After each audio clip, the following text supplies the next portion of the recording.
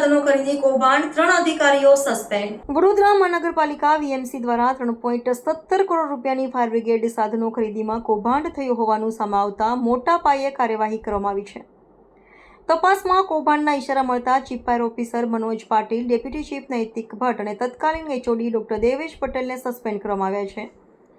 આ સાધનો 10-12 ગણા વધુ ભાવે ખરીદાયા હોવાનો અહેવાલ મળ્યો છે. મ્યુનિસિપલ કમિશનર અરુણ બાબુએ તાત્કાલિક પગલાં લેતા અધિકારીઓ સામે કડક સંદેશો આપ્યો છે. તપાસ કમિટી વધુ વિગતમાંથી ભ્રષ્ટાચારના ચીનો શોધી રહી છે. લગભગ અઠવાડિયે 10 દિવસ પહેલા જ આપણા પાસે એક રજૂઆત મળેલી હતી અને આ રજૂઆતમાં સાધનોની સામગ્રીની અને ફાયર ડિપાર્ટમેન્ટના જે અલગ અલગ વસ્તુઓ છે એ ખરીદી બાબતે એક રજૂઆત મળેલી હતી. આ રજૂઆતને ધ્યાને લેતા લગભગ 2-3 દિવસ મીડિયામાં પણ આ વિષય ચાલ્યો હતો.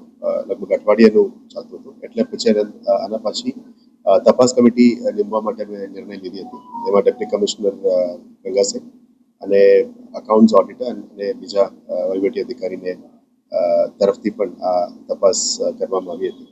અને આ તપાસને અહેવાલ રજૂ કરતા એની ઉપર કાર્યવાહી કરવામાં આવી છે. આના આધારે હવેથી આ જે કાર્યવાહી પછી વધારનું ડિપાર્ટમેન્ટ એન્ક્વાયરીનું પણ શરૂ કરવામાં આવશે. અને હાલ આ નિર્ણય લીધી છે એમાં ફાયર ડિપાર્ટમેન્ટના એચઓડી, સીએફઓ અને ડેપ્યુટી સીએફઓ જે પ્રોસેસમાં ઇન્વોલ્વ હતા એના ઉપર આ કાર્યવાહી કરવામાં આવી છે. અત્યારે કારણ કે આ એન્ક્વાયરી ડિપાર્ટમેન્ટ એન્ક્વાયરી કરતા પહેલા જે પ્રિલિમિનરી સસ્પેન્શન છે એ આ પ્રોસિજર છે. એના પ્રોસિજરના આધારે આગળનું કાર્યવાહી